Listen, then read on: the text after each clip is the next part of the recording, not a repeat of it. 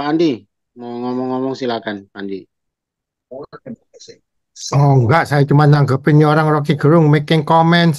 Katanya apa Pak Tobing lebih hebat daripada Menlu. Oh Ini iya, orang apa kadrun. yang Menlu? Jelas lah, Ah, asliku gila. dia tahu nggak masalah Makanya lu kalau ASEAN? Saya lebih diomelin, tahu jangan dari dia. marah-marah lu. Oke, boleh. Biar ada komentar situ. Jadi ini pun bisa dihancurkan. Nah, ini Iran ketar-ketir sebenarnya. Karena kejadian ini pernah terjadi di Osirak, di Irak. Jadi kita kalau melihat sejarah perang ini ya, perang di Timur Tengah, ini berbeda waktu perang di Asia Pasifik. Nggak sama. Membuat satu strategi diplomasi equilibrium. Jadi mengikuti gaya Inggris. Ya, karena dia bekas duta besar di Inggris. Si Retno ini pun bekas duta besar di sana. Saya ikuti jejaknya ini. Ya, dia nggak menggunakan, dia tidak equilibrium lagi karena kita sudah memihak. Bayangkan di Gelora Bung Karno dia hadir itu sama si Anies itu Free Iya, Palestine, Free iya Palestine. gila Masa itu, nggak lihat? goblok itu. Ah, masa menteri turun ke situ? Menteri itu pembantu presiden. Loh, kalau saya presidennya udah saya pecat itu. Bagaimana? Kalau Menlu itu lebih hebat. Alah, sinilah ngomong sama saya. Masukkan dia sini. Berani bisa ngomong ke dia. Itu siapa tuh antek-anteknya di chat itu? Ngomonglah bilang. Mana ngomong? Baru saya buktikan kebodohan dia. Saya rasa dialah Menteri Luar Negeri yang paling bodoh selama ini.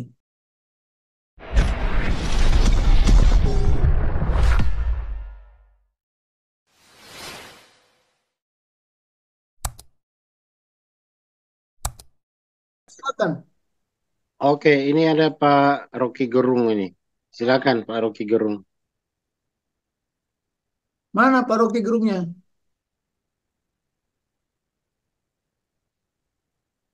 Itu Pak, silakan Pak. Halo? Halo Pak Rocky Gerung, silakan. Sudah diaktifkan itu mic-nya. Wah, silakan Pak Rocky Gerung. Ini Rocky Gerung sungguhan atau Rocky Gerung? Ya, nggak tahu Pak, Oh, ini kan di Zoom toh. Kalau di Zoom oke kan lah. siapa pakai nama siapa saja kan bisa. Boleh Ya, lah. Karena Rocky Gerung yang asli saya kenal. iya ya. Tapi sudah nggak ada ini Pak. Itu Sudah, kadrun Pak. Pak Tobing kadrun. iya, Lewat aja lewat. iya, Oke lah. iya. Tadi ada Pak Andrease, tapi udah nggak ada lagi, udah keluar, terpental kayaknya. Ya, silakan Pak Pak Andi, mau ngomong-ngomong silakan, Pak Andi. Oh enggak, saya cuma nanggepin ini orang Rocky Gerung making comments. Katanya apa Pak Tobing lebih hebat daripada Menlu. Oh Ini iya, orang apa yang kadrun. punya Menlu? Jelas lah, Ah, asliku gila. dia tahu nggak masalah Makanya lu kalau ASEAN? Saya lebih diomelin, tahu jangan dari dia. marah-marah lu. Oke, boleh. Biar ada komentar situ. Dia Enggak, mana kalau tahu. Sekarang saya tanya, Pak Andi, nubuatan yang di Bible pernah dia baca nggak? Nggak bisa Menteri Luar Negeri nggak membaca itu. Karena Israel itu ada kedaulatan Tuhan di sana. Bagaimana dia ngerti tentang bagaimana perdamaian di sana? Bullshit lah. dia Miskin. dia baca dia baca uh, buku agama yang dimakan kambing tuh Pak Tobing. Oh ya bisa Nah, jadi. ya, Ya enggak gini loh Pak itulah. Tobing. Apa? Ini kan kemarin ini yang tadi Pak Tobing bilang ini kejadian-kejadian dunia ini mulai menunjukkan Tuhan ini berdaulat. 78 tahun itu UAE nggak pernah banjir, kemarin kebanjiran sampai seluruh kota banjir. Ya sudahlah. Ini ya kan ini terus gempa bumi ini udah mulai di mana-mana di Surabaya pun apa tempo hari gempa bumi. Nah, ini jadi dari orang kadrun-kadrun ini udah aduh kalau dengerin Tribun, dengerin TV One itu mereka dapat sourcesnya dari mana ya? Jadi ini membodohkan rakyat gitu. Pak Topeng. Jadi Nah, kembali lagi tadi kenapa Jordan ikut sih benar Pak Topeng. Jordan nggak mau ketiban apa missile yang udah hancur di udara jatuhnya kemana? Jatuhnya ke bawah. Makanya sebelum jatuh di daerah Jordan sama Jordan ditembakin. Jadi mau nggak mau mereka ikut. Jadi ada yang bantu juga lah.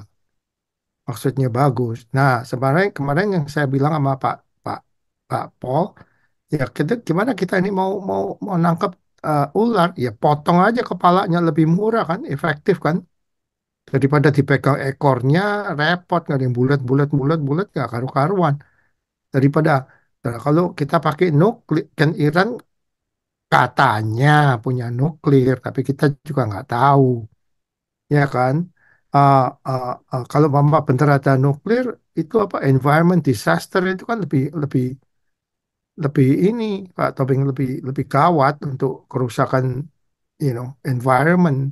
Jadi kalau mau ya itu aja sih Ali Khomeini aja dicari di mana udah ditembak aja kan gitu.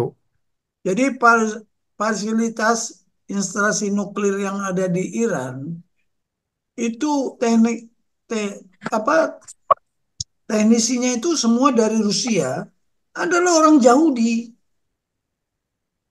adalah orang Yahudi gitu loh.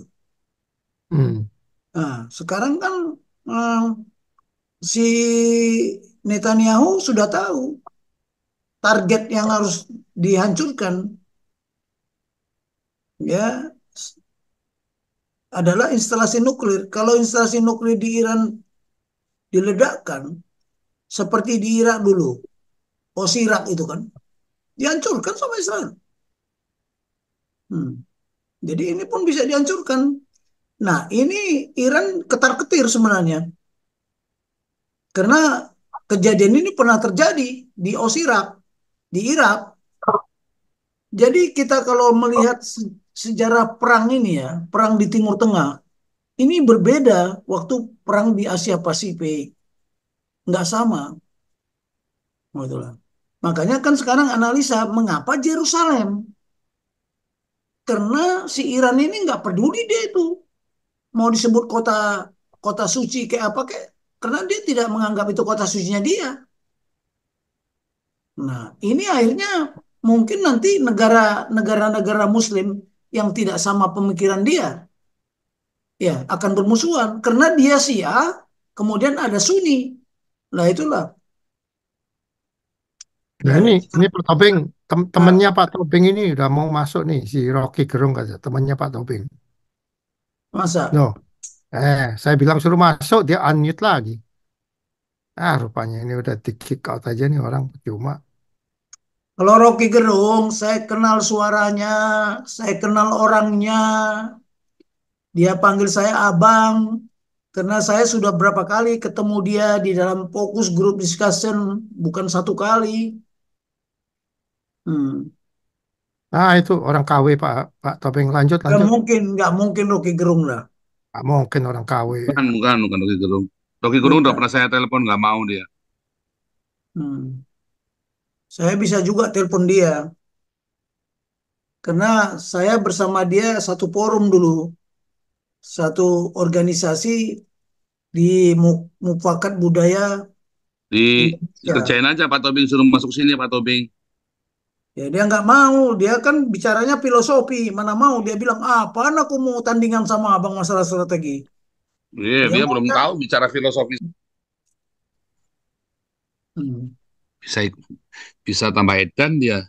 hmm, Tobing, Pak Tobing lanjut Pak Tobing. Ini kan nggak ada yang nanya ya? Sorry, nggak ada yang nanya kan? Saya dulu Enggak, ya, enggak. saya lagi ya. Oke. Jadi gini, waktu waktu si Retno itu bilang nelpon Iran itu kan, yang menjadi pertanyaan kenapa dia nggak nelpon Israel ya? Artinya ini gini loh, ini kan satu keblunderan bagi orang Indonesia yang pengen mau jadi penengah, tetapi dia mau jadi penengah, tapi dia nggak mau ngomong sama yang satunya. Namanya bukan penengah, namanya berpihak. hmm, Dan lucunya yang kedua adalah Indonesia ini kan mempersekusi orang Syiah. Tapi dia sok baik sama orang Syiahnya ini kan. Iya.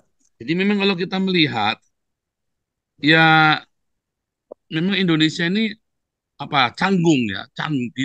Indonesia ini adalah bangsa yang canggung di tengah dunia.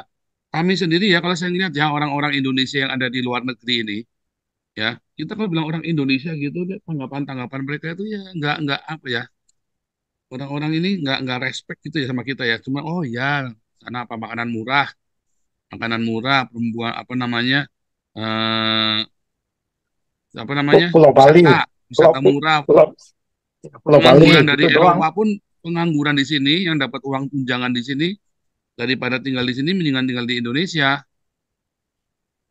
Ya kan kalau di sini dengan 800 euro sebulan di sini wah ya mumet. Kalau di Indonesia 800 euro sebulan ya kurang lebih ya 15 juta ya.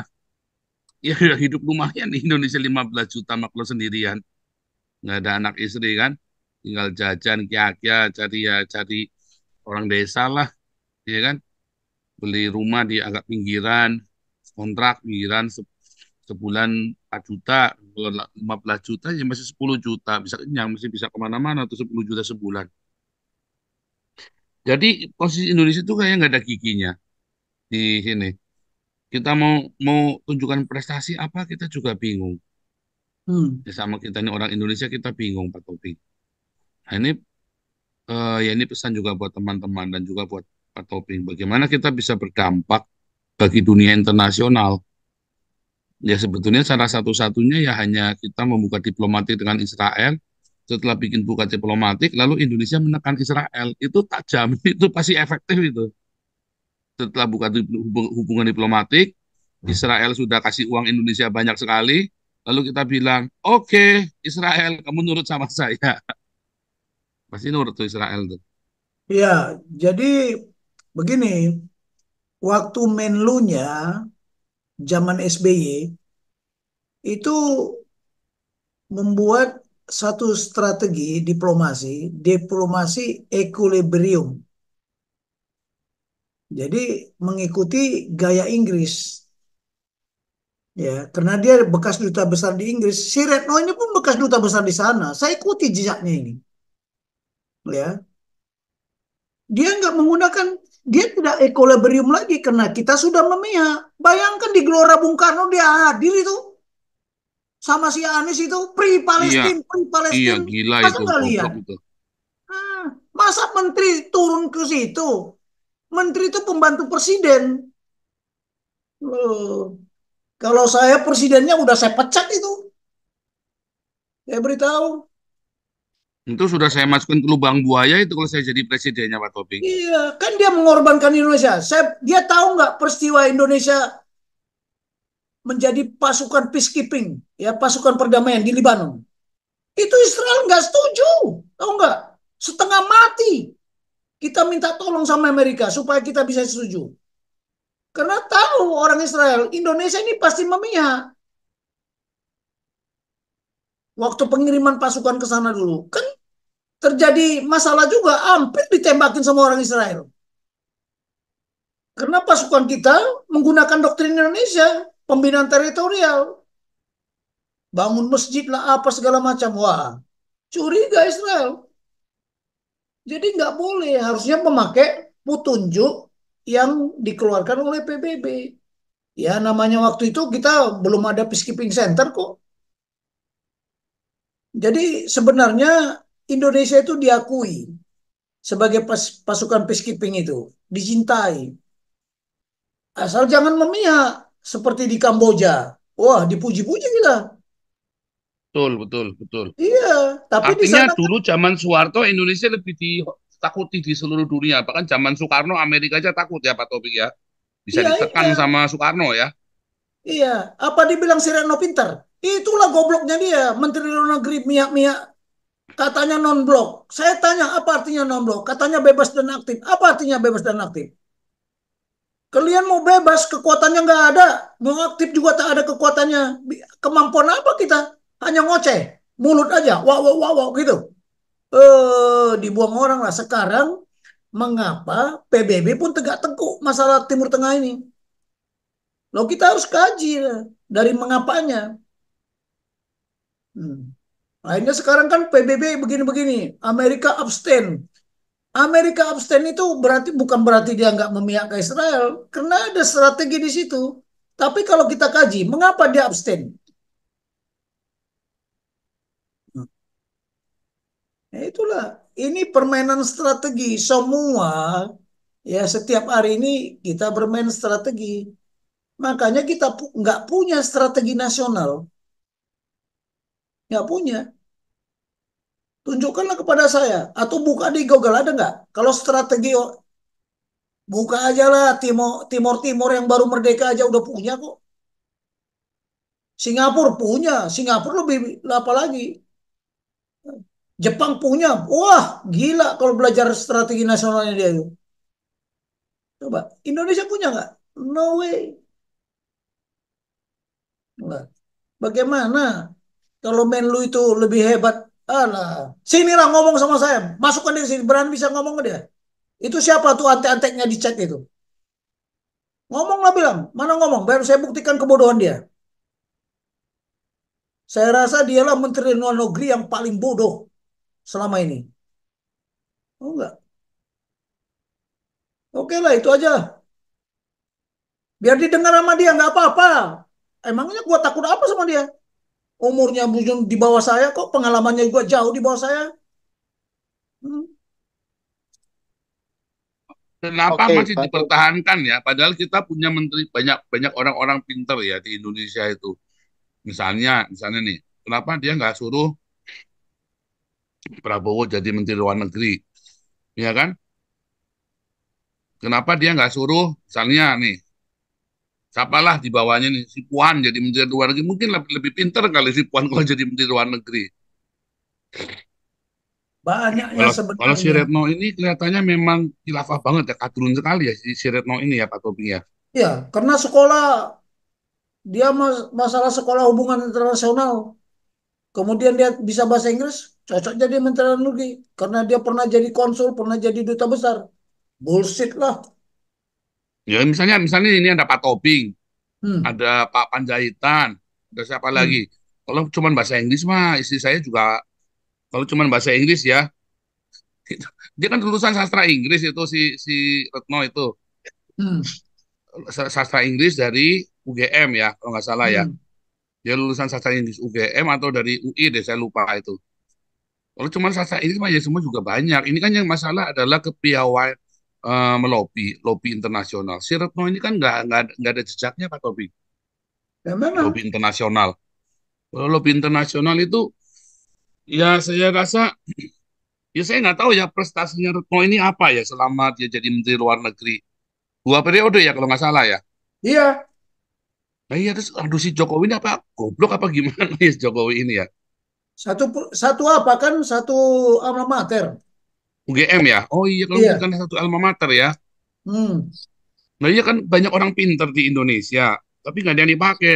Saya rasa Yusril Iza Mahendra lebih pinter daripada si Retno ya kalau suruh lobby internasional ya. Bisa Atau si jadi. Hotman Paris sekalian si Hotman apa si Poltak itu kan dia pinter-pinter itu kan. Kenapa nggak dipakai sama Jokowi ya? Ya kan saya bilang. Nepotisme juga kan. Hmm. Tapi gini loh Pak Tobing, ini kan Hmm. common sense ya, logically Hmm. common sense. Kalau kamu menjadi non-blok, berarti kamu harus baik sama dua belah pihak, betul nggak? Iya, Nah, itu Iya. yang saya nah nggak sekarang ngerti Pak kalau Andi. kalau kamu mau mendamaikan, jadi sekarang ini seperti Pak Tobing sama siapa namanya itu Pak Putih, Tempori Gegeran. Kita mau mendamaikan, tapi kita teman sama Pak Tobing, teman sama Pak Putih, kita damaikan. Kan gitu. Nah, Indonesia ini udah berpihak, si Retno berpihak. Si Jokowi ke White House, dia bilang mau mendamaikan. Jokowi sendiri benci sama Israel. Gimana mau mendamaikan? Makanya Presiden Biden bilang, lu mau apa ya, mau apa ya lu? Gitu kan. Nggak dianggap ke White House. Itu common sense lah. Oh, ya, very, very common sense. Mau mendamaikan tapi berpihak. Lah, itu spiye toh? Ya, itu ya nggak ngerti deh. Karena mereka nggak ngerti apa yang tertuang di konstitusi, terutama di amanat pembukaan itu, tugas kelima itu. ikut serta melaksanakan ketertiban dan dunia itu berdasarkan apa? Perdamaian abadi dan keadilan sosial. Bagaimana perdamaian abadi? Sedangkan kita memihak. Udah Makanya saya itu. bilang, ya, nggak akan, cobalah nanti bisa kita kirim pasukan perdamaian sana, nggak akan diterge. Hmm. Yang diterima nanti apa? Negara yang tidak berkoar-koar ke Israel tidak, ke Iran tidak, pokoknya itu. Makanya itulah ajaran buat pasukan-pasukan peacekeeping center di Bangladesh. Bangladesh itu diakui adalah institut peacekeeping center yang terbaik di dunia. Dulu saya ajak Komandan Peacekeeping Center Indonesia yang pertama, karena saya tidak jadi Komandan Peacekeeping Center yang diajukan Mabes TNI, karena dia yang jadi, saya bilang, karena dia adik liting saya, adik asuh saya lagi kan, namanya Jari Siregar. Jari, kau nanti ikut abang ya ke Bangladesh, biar kau belajar. Saya begitu, yang penting bagaimana kaderisasi, walaupun dia tidak tahu latar belakang Peacekeeping Center seperti apa, ya. Nanti akan saya kirimkan foto-foto saya lah. Retno kan hanya ngoceh. Kalau saya ini pelaku, pelaku. Jadi, alah, udahlah. Katanya dia sudah kita persiapkan contingency plan. Saya tanya, dia tahu nggak itu contingency plan? Seperti apa? Apa isinya contingency plan? Nggak tahu. Jadi jangan bilang dia lebih pintar dari saya. Bullshit lah. Agak gini, tapi saya tanya nih, Hmm. umpama satu hari Nepal lagi berantem ini sama Inggris. Hmm. Lah pasukan Gurkha ini bela mana? Bela Nepal atau bela Inggris? Pasukan Gurkha. Ya nggak Gurkha itu mungkin. kan cuma orang Nepal. Iya, tapi nggak mungkin. Nggak mungkin karena Nepal itu negara yang banyak kali utang budinya sama Inggris. Enggak, saya cuma kasih skenario aja. Seperti kadang kita TNI, apa United Nations Peacekeeping TNI, tapi mereka udah didoktrinasi dengan Islamisasi, Ya dikirim ke itulah. Timur Tengah. Makanya, Saya banyak kok jenderal Nepal yang saya kenal karena kami sama-sama sekolah di apa di Monterey California itu belajar strategi, belajar eksekutif. Banyak kok. Oke, Pak Tobing, ada Pak Urang ini. Pak Urang, silakan Pak Silakan. Urang.